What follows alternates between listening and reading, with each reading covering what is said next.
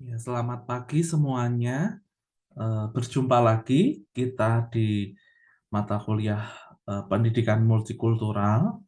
Pada kesempatan kali ini, saya berharap Anda semua dalam keadaan sehat, dalam keadaan yang baik, begitu, sehingga dapat mengikuti pembelajaran dengan baik.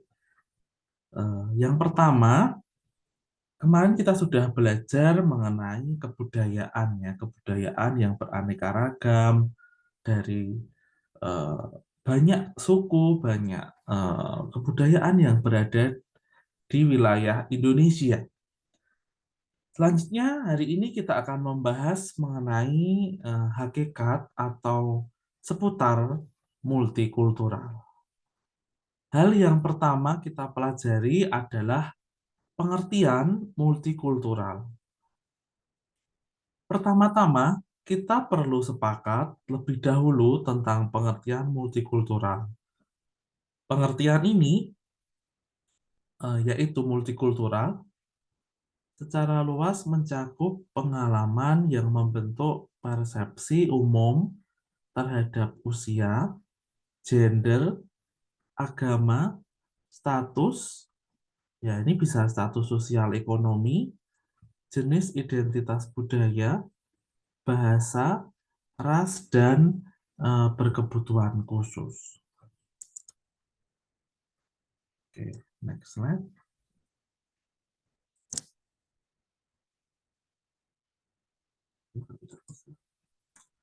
Di dalam multikultural itu banyak hal ya yang kita pelajari begitu. Oke, dalam hal ini titik temu atau hal yang menjadi dasar atau yang menjadi variabel kalau di dalam penelitian multikultural adalah perilaku siswa. Kita belajar di dunia pendidikan begitu ya. Jadi yang tadi kita bahas ada usia, gender, religi atau agama, bisa status sosial ekonomi, bisa juga jenis identitas budaya, bahasa, ras, juga ada yang berkebutuhan khusus.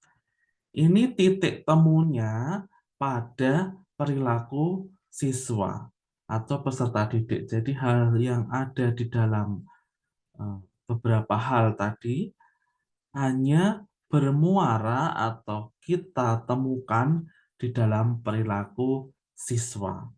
Nah, dalam pembentukan perilaku siswa tersebut dipengaruhi oleh usia, gender, religi atau agama, status sosial ekonomi, jenis identitas budaya, bahasa, ras, maupun berkebutuhan khusus. Selanjutnya, kita akan membedakan etik dan emik. Nah, sebenarnya istilah etik dan emik ini merupakan istilah antropologi yang dikembangkan oleh Pike tahun 1967. Istilah ini berasal dari kajian antropologi bahasa, yaitu phonemics, yang merupakan studi yang mempelajari suara unik pada bahasa tertentu, dan fonetics atau studi yang mempelajari bunyi-bunyian yang ditemukan pada semua bahasa, universal pada semua budaya. Sehingga istilah etik dan emik ini memang sudah dikembangkan oleh Pike tahun 1967. Nah, sehingga mengenai suatu bunyi atau bahasa ya yang digunakan di dalam setiap orang. Nah, kita akan membahas lebih lanjut. Etik itu adalah sudut pandang dalam mempelajari budaya dari luar sistem budaya itu dan merupakan pendekatan awal dalam mempelajari suatu sistem budaya asing.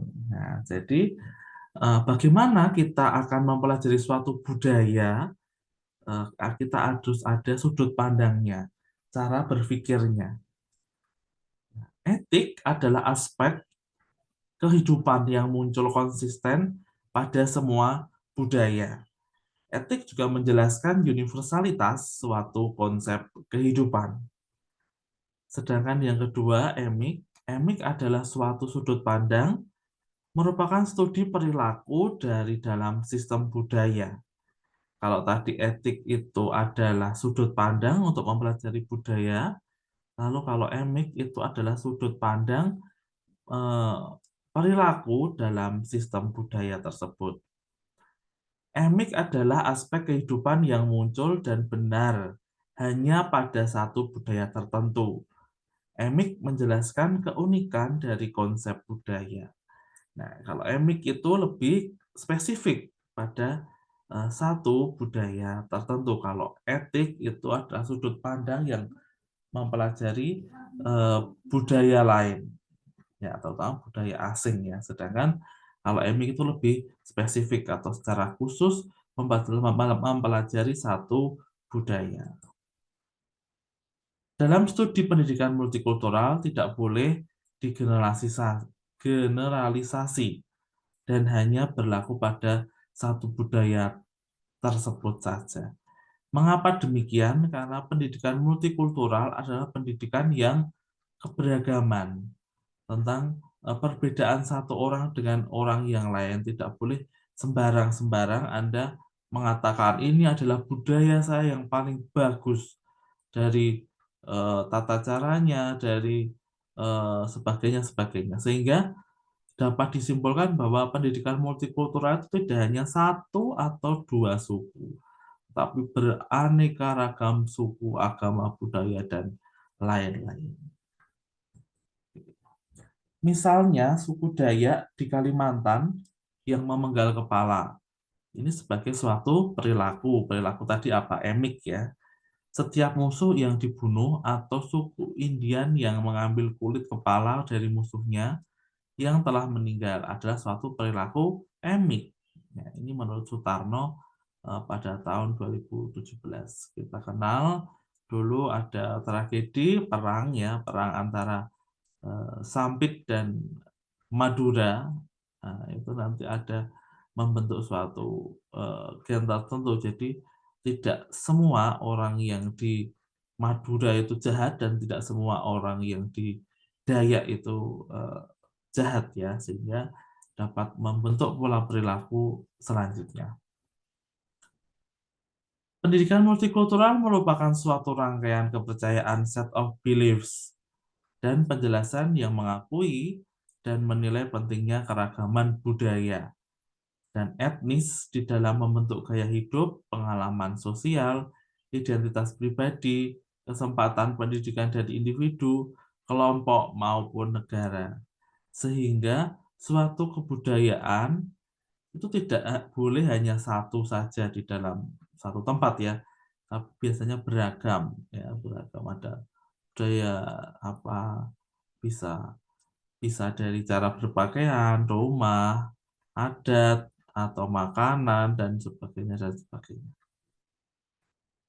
Selanjutnya, multicultural education is an idea and educational reform movement, and a process whose major goal is to change the structure of educational institutions so that male and female student, exceptional student and student who are member of diverse racial, ethnic, and cultural group will have an equal chance to achieve academic in school. Nah, jadi ada keberagaman, yaitu bisa laki-laki, perempuan, atau cara pola pikir siswa, dan etnik, budaya dari setiap siswa, begitu ya. Nah, proses pendidikan itu akan memberikan suatu ide atau gerakan. Gerakan pembaruan pendidikan atau disebut juga ide atau kesadaran akan pentingnya budaya, keragaman budaya. Nah, kenapa Anda harus berbicara, harus Anda mempresentasikan, harus berdiskusi mengenai keragaman budaya? Itu karena sesuatu hal yang harus Anda penuhi di dalam suatu kebudayaan itu atau suatu daerah tidak hanya satu budaya saja, tapi berdasarkan hal-hal yang lain akan mendapatkan budaya yang lain. Itu sesuai peraturan desa ya, untuk eh, keragaman suatu budaya dan peraturan pemerintah. Sehingga tidak hanya satu budaya tertentu saja di dalam satu daerah, tapi juga budaya lain juga ikut di dalam melaksanakan. Sehingga perlu adanya saling menghargai, saling menghormati tempat-tempat atau budaya-budaya tertentu yang berasal dari negara Indonesia. Sedangkan ide-ide yang menjadi kesadaran itu akan penting menjadi suatu keragaman budaya. Dasar pendidikan multikultural adalah berdasarkan kondisi masyarakat Indonesia yang memang multikultural. Maka, untuk membentuk negara Indonesia yang kokoh, perlu mengembangkan jenis pendidikan yang cocok untuk bangsa dan multikultural. Jenis pendidikan yang cocok untuk bangsa yang multikultural adalah pendidikan multikultural. Nah, ada beberapa hal tadi ya, proses pendidikan, gerakan pembaruan pendidikan, kesadaran nilai penting di dalam keragaman budaya. Nah, kesadaran nilai penting keragaman budaya itu perlu ditingkatkan oleh semua siswa yang memiliki karakteristik khusus karena usia, agama, gender, kelas sosial, etnis, ras, atau karakter budaya tertentu yang melekat pada diri masing-masing. Pendidikan multikultural berkaitan dengan ide bahwa semua siswa tanpa sehingga semua siswa tanpa memandang karakteristik budayanya seharusnya memiliki kesempatan yang sama untuk belajar di sekolah. Perbedaan yang ada merupakan keniscayaan atau kepastian. Namun perbedaan yang ada kiranya dapat sebagai memperkuat persatuan, bukan untuk membongkar ya atau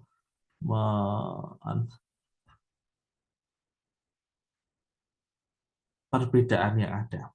Artinya perbedaan yang perlu kita terima sebagai suatu kewajaran dan perlu sikap toleransi agar kita bisa hidup berdampingan secara damai, melihat unsur-unsur yang berbeda untuk membedakannya. Selanjutnya, gerakan pembaruan pendidikan ini muncul sebagai bidang studi program praktek yang harus Anda lakukan sebagaimana ditunjukkan oleh Grant dan Slater. Pendidikan multikultural bukan hanya sekedar merupakan praktek aktual, tetapi juga mencakup seluruh aspek pendidikan. Selanjutnya, proses pendidikan. Pendidikan ini disebut ongoing proses. Pendidikan multikultural merupakan proses pendidikan yang tujuannya tidak akan pernah terrealisasikan secara penuh. Pendidikan multikultural adalah pendidikan yang